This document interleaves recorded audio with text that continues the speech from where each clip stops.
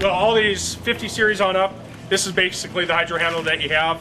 You have your 1, 2, and 3. Some people don't know what they're for. Button number 1, if you get it programmed right, brings your header out of cut. And then we want to make sure that at that point it brings it out of cut and turns your recording off. Button number 2, if you have automatic header height, it engages automatic header height if you have it set down to that lower. The automatic header height are these skids right down here. And they're going to sit there and float through the ground, and it's going to maintain whatever height you put on. If you have a need, you could have button 3 set down lower, or maybe you have a flex head, and at that point it's going to allow the head to flex. So depending on how you program it. Really easy to program. The header must be engaged. So engine running, header engaged. Separator does not have to be engaged. You're going to have your displays up on the corner posts, and you're going to, after you have it calibrated, if you have a flex head, or not flex, draper head, calibration is going to be 0 to 60. If you have a rigid, it's 0 to 50. So you're going to hit button number 1. You're going to see a little arrow on the side of it. The header is going to drop down. Then on your armrest, or on your armrest unit itself, there's a button that's labeled AHC, Automatic Header Control. You turn that until the header is the height you want it to be. Then once you're done with that, you hit button 2, and then normally I'd set it down to like 7 or 8 inches. When it says 7.5 up there, that does not exactly mean 7.5 inches. It's a number. If you really want to know how many inches it is, you have to get out and measure it, because that's going to depend on how far back we have our header tilted. So hit that button, take it down to that point, then hit button 3, and then set it to where it's a lower point, so if you have down wheat. If you have a new enough header and combine, you have sensors. In this case, one of the sensors is right here for our reel height. The reel position is down on the other side, and you can set that by putting the reel where you want it. Push and hold that button for 3 seconds, and it will set that reel position. Then you can hit button 3, and you can set that reel position. So maybe 3, you want your header all the way down on the ground, reel all the way out and all the way down to help pick up down wheat. Hit button 2, and just at that point, the header will come up, the reel will slide back in, and drop to or raise to whatever location you want. So there's a lot more we could talk about on those, but being we're out of time, if Paul's here. Yeah. Can you override the reel adjustment? The reel adjustment you could always override. If you go up with it, it will stay there until you hit button number 2 again, or 3. But now the automatic header height, you're going along, you hit button 2, you're operating, you decide you need to go down with your header because you have down weight. As soon as you let go, it's going to come back up to that spot.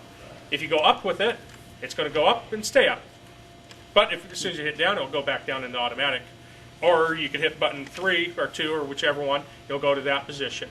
But the reel, to bring it back into position, you always have to hit the button again. And the other thing that will happen is you'll be going along and you'll shut off your header to unload, and then after you've unloaded, you take off again, and the header's still right in the same spot, but button number 2 or 3 is not activated because you did not activate it after you turned your header back on. So, Paul, one quick thing I want to say first. Talking about productivity with these machines, one thing that people ask is how can we get more bushels a day? And we're going from 3 machines to 2 machines. What's something we could do to help with it? Unloading on the go.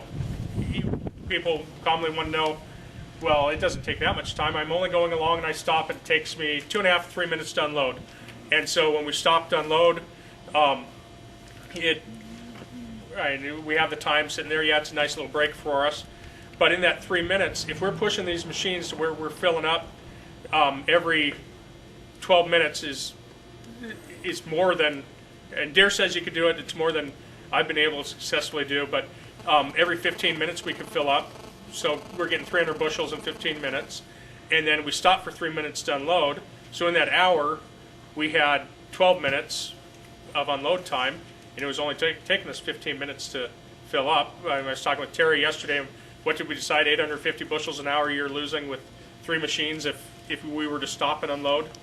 Yep, something like that. Yeah, and so... At Jim, we did research on it, and we figured we took one day to stop and unload, and then the next day we unloaded on the go every load, and we gained 3.5 semi-loads a day. Okay. And if And that was with one combine. That's with one combine, and if you work through lunch, you done your gain 4.5 to 5. Okay. So, that's one thing when we're talking about people. Everything's automatic. What do you got to do in there? Yeah, automatic header height, the auto track. Yeah. If we get comfortable with this, the auto feed rate, then you're down to, you're the monkey sitting there running this button to swing your unloading auger in and out. We combine the new S series, and then your bank out wagon driver doesn't have as much to do if you combine machine sync with it, to where combine drivers run the bank out wagon.